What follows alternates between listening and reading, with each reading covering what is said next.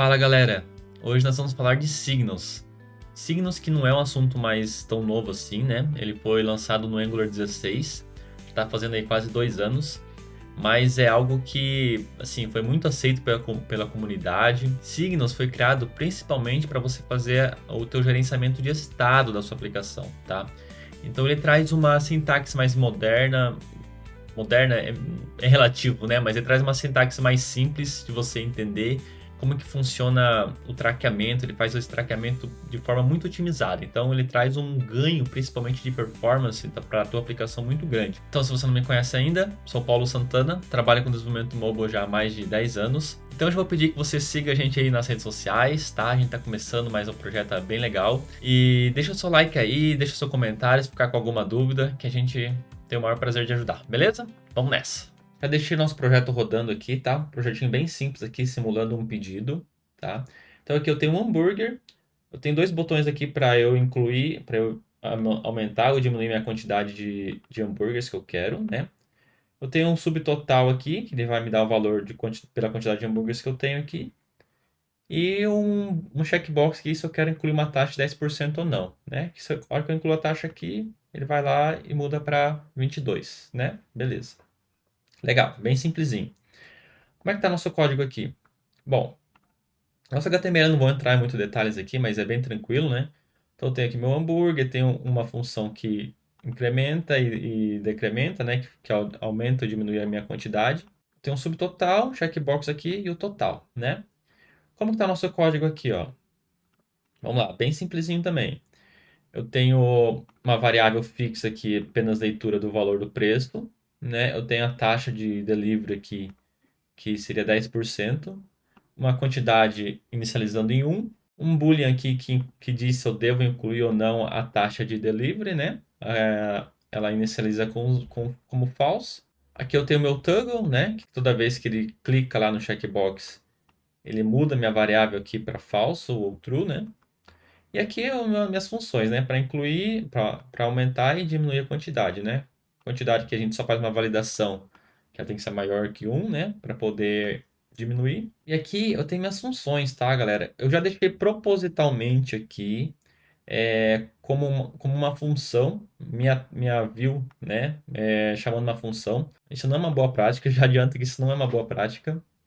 Mas eu deixei aqui propositalmente para a gente entender algumas coisas, tá? Como para deixar mais claro visualmente como que funciona o Change Detection do Angular, tá? Se você usa funções na tua view, isso não é uma boa prática, tá? Então, o que eu digo para você sempre evitar, sempre que possível evitar fazer isso, a gente já vai entender por quê. Mas assim, nossa função é bem simples, a gente pode pensar, putz, mas é bem tranquilinho aqui, ele só pega o preço e multiplica pela quantidade.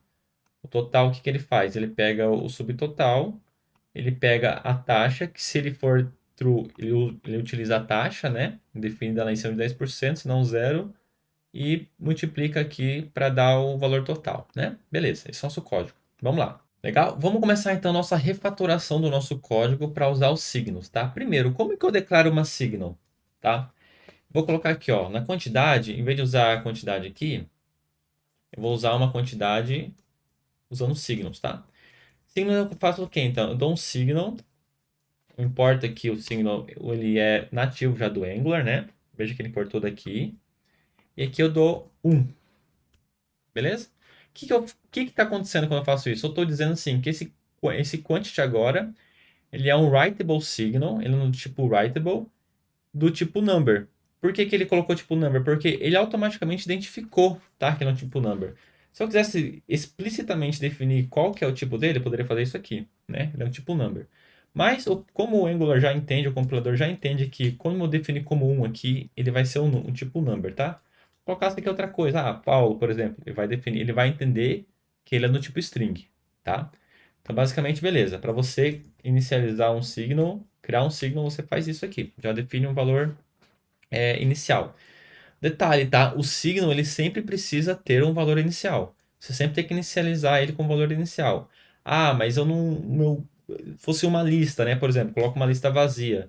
Ah, mas meu cara aqui pode ser null, né? Meu objeto aqui pode ser null. Então você pode colocar lá, então, por exemplo, um defined, né? Mas inicializa como defined, tá? Ele tem que ter um valor sempre para você definir aqui. Legal, esse é um signo. Já deu pau um monte de lugar aqui no meu app aqui, né? Mas olha só, vamos lá. A gente já vai chegar, a gente já vai ajustar lá. Agora, o que é importante é saber como que eu leio esse signo, tá? Porque veja, ó, ele tá dando pau aqui, ó. Ele tá dizendo que eu não consigo aplicar o mais um. Eu não consigo fazer o mais um aqui no meu signo. Por quê? Para ler esse signo, ó, primeiro que como que eu leio esse signo, ó? Eu vou comentar aqui por enquanto. A gente já vai ver como que eu faço alterações nesse signo, tá? E aqui eu vou dar um return zero, que é por enquanto. Só para a gente poder validar aqui, tá? Esse signo, ele lê da seguinte forma, ó. Tá vendo que aqui na minha UI já tá chiando aqui, né? O quantity, né? Beleza, ó. O signo, ele lê como se eu estivesse chamando uma função. Então, eu vou pegar minha variável e chamar ela como se ela fosse uma função. Como se fosse um get, tá? Dessa forma, eu estou lendo meu signo. Mas, Paulo, você falou antes no começo que não é, que eu não posso ler, que não é uma boa prática eu chamar funções na minha view, né? Mas olha só, eu já vou mostrar, vamos já ver por que não é uma boa prática eu chamar funções, ó. Olha só. Vamos voltar esse cara aqui, ó. Vamos ler esse signo aqui, a gente já sabe que esse signo funciona como quantidade aqui um, né? Mas o que eu quero mostrar para vocês é o seguinte, ó. Vamos colocar um console aqui, subtotal, e aqui eu vou colocar total, tá? Vou salvar isso aqui. Vamos ver aqui na nossa tela. Olha só, nossa, eu vou até limpar aqui, vou dar um atualizar. Olha só. Veja quantas vezes ele chamou o subtotal e o total, tá? Na teoria, quantas vezes ele deveria ter chamado? Vamos lá. Ele deveria ter chamado aqui uma vez o subtotal, uma vez o total, e aqui ele chama o subtotal de novo, né? Então teria praticamente dois subtotal e um total. Esse seria mais ou menos o que eu deveria ter chamado na prática. Mas olha só, quantas vezes ele printou aqui, galera, ó. E é legal que assim, ó, mesmo, ó, o nosso incremento, ó, não está fazendo nada, né? Mesmo não tá fazendo nada, mas o simples fato de eu estar interagindo com a nossa view, através da nossa aplicação, ó, o Change Detection do Angular, toda hora que você faz alguma interação, que você muda alguma coisa, ele vai lá e varre toda a árvore dele para ver se teve alguma alteração. Então ele vai lá e verifica tudo de novo o que está acontecendo, sabe? E ele faz isso de uma forma assim, meio que toda hora, assim, sabe? Então, olha só, se você tem alguma função que você fica chamando aqui, veja quantas vezes isso é chamado, tá? Por que que eu estou batendo muito nessa tecla? A gente vai ver como que o Signal ele é otimizado para isso, tá? Beleza? Mas ó, isso já ficou como alerta ali para a gente entender, beleza? Vamos lá, vamos continuar aqui. Ó, como que eu faço agora? Como que eu altero o valor do Signal, tá?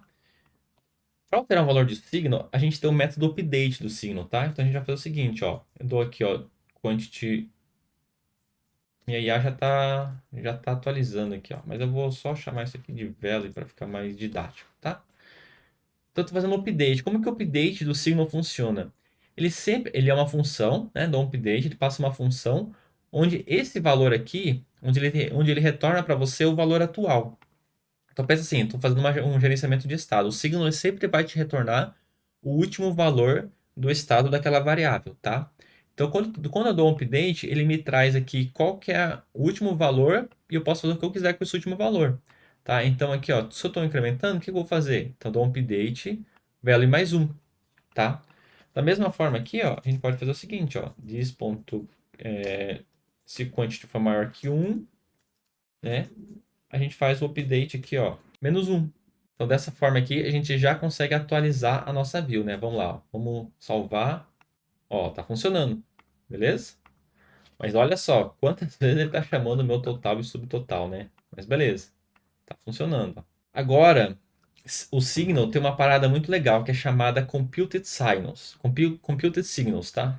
Eu falo Signals, mas é Signals, tá? A pronúncia é correta. Vamos lá. O Computed Signals, como já diz o nome, né? Ele é uma variável computada com base no valor de um outro signal, tá?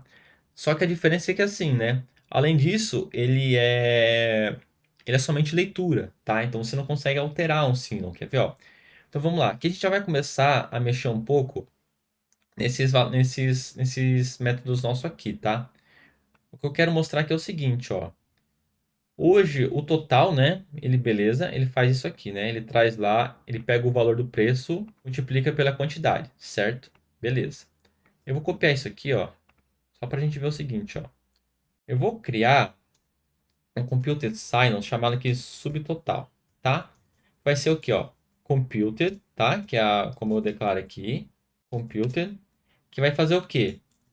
Ele vai me retornar o preço, né? Vezes a quantidade. Mas veja que para eu criar um computed, eu preciso ter um signal para me fazer essa dependência, tá? O que eu estou dizendo aqui? Toda vez que tiver alguma alteração nesse signal chamado quantidade, meu quantity aqui, ele vai chamar o meu computed signal subtotal, tá? Toda vez que, então ele é reativo, né? Essa que é a ideia. A gente está trabalhando aqui com uma computação, com a programação reativa, né? Então veja aqui, vou até colocar aqui, ó, só para a gente ver, ó, só para a gente ver a diferença, galera, ó. Eu vou pegar aqui e vou colocar aqui, ó, signal computed subtotal, tá? Só para a gente verificar, só para a gente ver aqui a diferença, tá? Então beleza, eu vou pegar esse subtotal aqui, eu vou comentar isso aqui também, né? Vou chamar, então, ele chama o subtotal. Veja que ele chama como se fosse um método, né? Ah, e aqui, ó. Veja que o computed, ó, ele é um signal number, tá? Diferente daqui, né? Que ele é um writable signal, né? Então, beleza. E aqui, ó, a gente vai chamar ele dessa forma aqui, né? Como se fosse um método, beleza? Vamos salvar aqui. Olha só, vou atualizar de volta. Olha quantas vezes ele passou no total, né? Que está chamando lá pelo método, e quantas vezes ele passou no computed total. Apenas uma. Vamos lá, ó. Vou aumentar aqui, ó. Veja, ó. Ele só passa aqui uma vez. Então o Signal, ele é muito otimizado. Então veja o quão poderoso é o Computed Signals, tá? Ou os Signals em si, né? Toda vez que eu crio o Computed Signals, estou dizendo para o Angular o seguinte, ó. Faça o tracamento desse subtotal aqui, em que toda vez que tiver alteração no quantity aqui, você passa aqui. Mas você só vai chamar se tiver uma alteração. Ele só vai vir aqui se tiver alguma alteração no quantity, tá? Porque o quantity, ele cria uma dependência. Então, esse subtotal aqui, ele tem uma forte dependência com o quantity, tá? Então, é assim que funciona. Então, ó, vou chamando aqui, ó, veja lá, ó, olha que legal. Ó, vou incluir a taxa. Olha quantas vezes ele passou no total e veja que ele não passou nenhuma vez. Ele não passou nenhuma vez no meu Computed Signals. Por quê? Porque ó, não está tendo alterações no meu quantity. Ou seja, ele só vai chamar aqui quando tiver alteração no quantity, tá? Ele não fica toda hora buscando. Legal? Beleza, vamos continuar. Agora a gente vai criar um total pra gente aqui, tá? Ó, vamos lá. Total, mesma coisa, né? Computed. Beleza. Então, nosso total aqui. E eu vou comentar esse cara aqui também. Vai apagar esses caras aqui. E aqui, vamos subir para o total. Beleza? Vamos salvar? Chamou o computer total e o computer... desculpa, chamou o computer subtotal e o computer total, né? Beleza, ó, vamos lá. Tô chamando. Olha só, como ele só passa nas dependências. A gente não passou aqui, ó. E o que faz o meu computer total, né?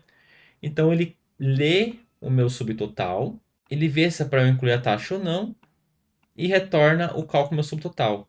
Qual que é o meu signo que está aqui dentro? Subtotal, tá?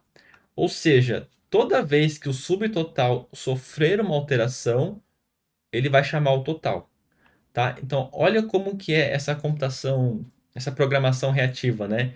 Então, eu tenho o quantity, que quando altera o quantity, ele altera o subtotal, quando altera o subtotal, ele altera o total. Ele vai fazer de uma forma encadeada. Então, isso otimiza muito, galera. Isso otimiza muito o nosso código e deixa muito mais simples de você trabalhar, né? E olha o que temos aqui, ó. Eu estou incluindo a taxa, mas a taxa não está mais mudando o meu total. Por quê? Vamos corrigir isso aqui, ó. Porque no momento eu estou dizendo aqui, ó, isso que é importante entender, ó. o meu total só vai mudar quando o subtotal mudar. Como o meu subtotal não muda, ele não mexe no meu total, tá? Porque ele não tem nenhuma dependência do meu shred fee aqui, né? Que eu devo incluir taxa, né? Então vamos lá, o que a gente vai fazer? A gente vai pegar agora e vai também transformar esse shred fee aqui num signal, tá? Beleza? E aqui a gente vai ler. Ah, vamos lá, né? Eu mostrei como que eu faço um update, mas não mostrei como que eu seto um novo valor, né? Como que eu seto um novo valor no signal, tá? Você usa o método set, ó. Beleza? Bem simples, né? Então, para eu definir um novo valor para o meu signal, eu dou um set, né? Se eu quiser atualizar, eu dou um update. Tá bem tranquilo, bem fácil de entender, né? Bem simples e veja o quão poderoso isso é, né? Aí agora, ó, veja só. Quando eu tiver uma alteração, quando eu mudar o meu checkbox, eu vou ter uma alteração no meu should add fee, correto? Como eu tenho uma alteração aqui, ó, veja que agora eu tenho dois signals no meu computer signal do total, né? Então, eu estou dizendo basicamente para o Angular o seguinte, ó, esse computer daqui, ele tem duas dependências, que é o subtotal e o should add fee. Ou seja, toda vez que tiver alteração em alguma dessas dependências aqui, você vai lá e recalcula meu total, tá? Eu tenho que mudar aqui, ó. Isso aqui é um signal agora, né? Beleza. Vamos lá. Então, eu tenho 20, 40, 360. E vamos incluir a taxa. Ó, agora funcionou. Tá vendo? 60. E olha só que legal. Ó. Eu estou mexendo na taxa, né? E ele só está chamando o computer. O total. O subtotal não mexe porque o subtotal não teve alteração. Show, né? Uma coisa eu preciso. Só que tem uma coisa importante aqui, galera, que eu preciso informar, ó. Que eu preciso dizer para vocês. O computed signal, ele é dinâmico, tá? Óbvio que ele é dinâmico, Paulo. Eu entendi. Você tem que calcular, ele faz o cálculo aqui. Mas assim, ó. O que eu quero dizer é o seguinte. As dependências dele, toda vez que ele passa por aqui, ele define qual vai ser a dependência dele. Então ele passou por aqui, opa, então minhas dependências são esses dois signos. Se por algum motivo ele não passar, ele não pegar algum desses aqui, ele não entende, ele deixa, naquele momento ele deixa daquele signo ser uma dependência dele, tá? Vamos demonstrar aqui, ó. Vamos lá, ó. Vou fazer o seguinte, ó. Vou criar aqui um description, tá? Que eu vou dizer assim, ó, que ele é um computer, onde eu só quero fazer o seguinte, ó. Uma coisa bem simples, tá? Só pra gente entender aqui como que funciona, tá? Então, eu vou falar o seguinte, ó. Se for para incluir taxa, eu quero que você me retorna total com taxa. E qual vai ser o meu signo aqui, meu total, né? Beleza. Se não, coloca aqui, eu vou retornar aqui, ó, sem taxa. E aqui a gente vai fazer o seguinte, ó. Eu vou colocar aqui embaixo um P só chamando o meu description aqui, tá? Vamos ver o que vai acontecer aqui, ó. O que eu quero que vocês entendam é o seguinte, ó. O meu computer daqui, qual que é a dependência que ele tem? O meu boolean se é para incluir ou não a taxa, certo? Beleza. Esse sempre vai passar por aqui. Se isso aqui for true, ele vai colocar aqui, ó, total com taxa, o total, que é um outro signal. Como ele passou por aqui, opa, então ele está dizendo o seguinte, ó, se isso aqui for true, o total também é uma dependência. Então toda vez que tiver uma alteração no meu total e no meu boolean aqui, se é para incluir ou não a taxa, ele vai chamar o meu computer description. Caso esse cara aqui for falso, ele vai fazer o quê? Ele vai cair em sem taxa, tá? Mas olha só, presta atenção nisso, porque ó, quando eu disser que esse cara aqui é sem taxa, ele não entrou no total. A partir desse momento, esse computer daqui, ele não vai entender mais que total é uma dependência. Ou seja, se eu tiver alterações no meu total, ele não vai mais chamar esse cara aqui, tá? Ele só vai chamar esse cara aqui se eu tiver alterações no meu total também. Então lá, ó, ele inicializou, chamou, passou nos meus três computers daqui, né? Ele passou no description aqui porque a primeira vez, né? Ele sempre vai ler a primeira vez, né? O meu description, legal? Beleza. Agora, olha só, o meu incluir taxa tá falso, certo? Ó, vou mudar aqui, ó. Veja que eu estou mudando o meu total, mas ele continua sem taxa aqui. Mas assim, beleza, tá certo, tá sem taxa, né? Mas assim, ele não está printando o meu computer description, tá? Não está printando, olha só. Agora eu vou incluir a taxa, ó. Incluir a taxa. Opa! Agora ele colocou o total com taxa, legal, e ele printou o computer description. Agora olha só, vou limpar aqui, ó. Agora veja que toda vez que eu chamo, ele está passando no meu computer description, porque total agora é uma dependência. Vou tirar a taxa. Beleza. Passou lá, legal. Vou mudar aqui. Não passa mais no meu computer description, tá? Ou seja, veja que legal. Então isso aqui é muito importante, tá, galera? Assim, ó. Se caso, vamos supor assim, que vocês têm alguma lógica aqui, que, putz, mas eu preciso que ele tenha essa dependência aqui, tá? O que que eu sugiro vocês fazerem? Vocês criarem aqui dentro antes, fazer a leitura desse signal fora da condição, tá? Faça a leitura desse signal fora da condição. Aí aqui sim, ó. Aqui então aqui vai acontecer. Aqui, beleza. Então aqui, independente se eu tiver taxa ou não, ele sempre vai passar aqui, ó. Porque agora eu sei que esse total e o meu boolean, os dois são minhas dependências, né, ó. Olha lá, ó. Só pra gente ver aqui, ó. Ó, veja que tá sempre passando, tá? Então, se caso eu precisarem fazer isso, né, essa é a dica que eu dou aqui. Vocês usarem ele para fora da tua condição ali. Legal? Muito show, né, os signos, muito show, cara. E é muito simples e é muito simples de você entender, né? Ele tem uma sintaxe bem tranquila aqui, ó.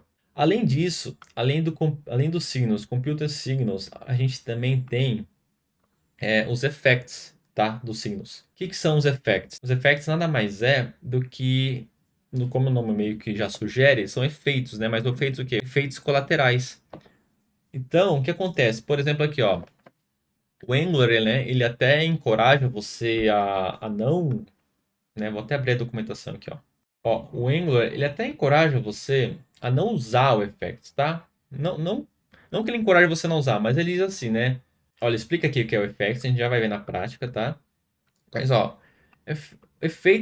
os effects são raramente necessários, tá? Na maioria das aplicações. Mas eles podem ser úteis em algumas circunstâncias, né? Por exemplo, o que ele dá de exemplo aqui? Ah, ele pode ser uma boa solução para fazer login de data, tá? Então você quer, por exemplo, fazer... putz, sempre que mudar alguma coisa aqui, nessa variável aqui, faça um log de alguma coisa, né? Uma log na tua aplicação, log na tua API, alguma coisa desse tipo aqui, desse tipo assim, né? Como Analytics, né? E também para você fazer debug, né? Ah, se você quer manter dados em sincronismo, né? Com o teu local storage, por exemplo. Putz, então, o usuário está mudando alguma informação ali, daí eu posso estar sempre, né? Naquele momento que tem aquela alteração, vou lá, atualizo no meu local storage, né? Então, estou sempre mantendo meus dados sincronizados ali com as interações do usuário, né? Dá outros exemplos aqui, mas assim, ele diz assim, ó, quando você não deve usar, tá? Isso é importante, ó, tem até um alerta aqui, ó. Effects não é interessante, tá? Você não deve usar ele para fazer alterações de estado dentro dele, tá? Então, tipo assim, putz, dentro do Effects, eu vou pegar, atribuir um novo valor para um signal, tá?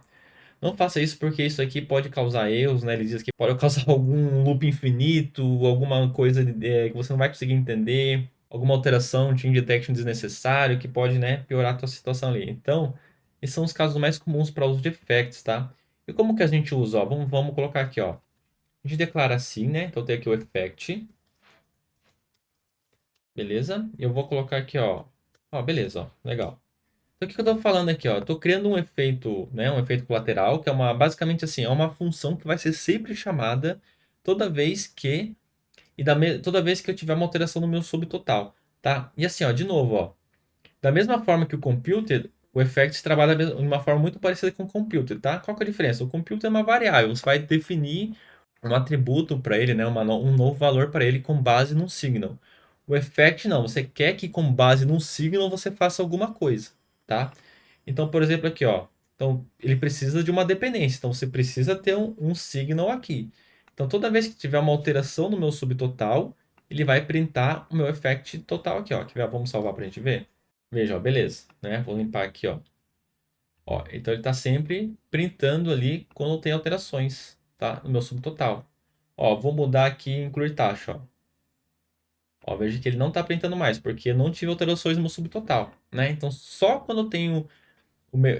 Como ele criou essa dependência com subtotal, então ele só vai printar quando tiver alterações no meu subtotal, tá?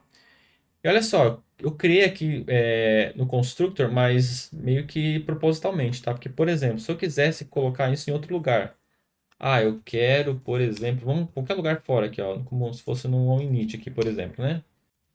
Eu vou pegar esse effect aqui, opa, vou tirar daqui, vou salvar, ó, deu pau. Aqui ele tá falando assim, ó, que os effects eles só podem ser usados dentro de um contexto de injeção, tá? De injeção de dependência, como se fosse no construtor ou no factory, né? Tipo, ou numa função de factory, tá? Como é que e daí, Paulo? Toda vez tem que ser só no construtor? Não, tá? Você tem forma de fazer isso. Por exemplo, você tem que injetar nele aqui, você tem que colocar nele aqui um injector, tá? Para dizer para ele assim, ó, aqui eu vou te dar um contexto então de injeção. Então, beleza, como é que eu posso fazer aqui, ó? Aqui no meu construtor, né? Eu posso injetar aqui na minha classe aqui. Eu tenho que atribuir para ele um injector, tá? Para ele ter esse contexto aqui, tá? Então eu vou fazer o seguinte, opa, ó, injector. Então aqui sim, ó, daí eu tenho esse injector aqui e aqui eu passo no meu effect, ó, meu injector, tá? Então aqui eu tô dizendo, tô dando para ele aqui e tô atribuindo para ele aqui um contexto de injeção, tá? Ó, vamos salvar? Ó, parou de dar erro. Ó, vamos lá, viu? E tá funcionando. Legal? Detalhe, tá? Não criem effects em lugares que você vai ficar chamando mais de uma vez, tá? Sempre não. Você vai. Assim, por isso que ele precisa de um lugar assim, ó, como construtor ou no init, alguma coisa assim, tá? Tenha certeza que você está chamando ele apenas uma vez, ó. Porque veja só, se eu chamar esse effect aqui várias vezes, ó, por exemplo, aqui, ó. Vou colocar aqui. Ó, que chamou duas, agora chamou três. Ele vai criando sempre um novo, vai criando sempre um novo, vai criando sempre um novo, tá? E olha só, legal. Outra coisa, galera, que é importante dizer assim, que os signals, né, é diferente, por exemplo, do observable, que você precisa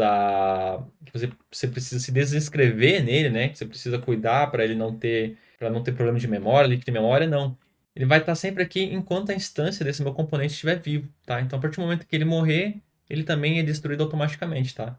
Veja que o nosso código, né, ele ficou muito mais declarativo, né? Quando você declara as propriedades da sua classe, do seu componente, você já consegue entender o que, que ele faz, né? Então, olha só, um subtotal, beleza, eu estou lendo na declaração já da sua variável, você já sabe que o subtotal que é o quê? Ele vai pegar o preço vezes a quantidade.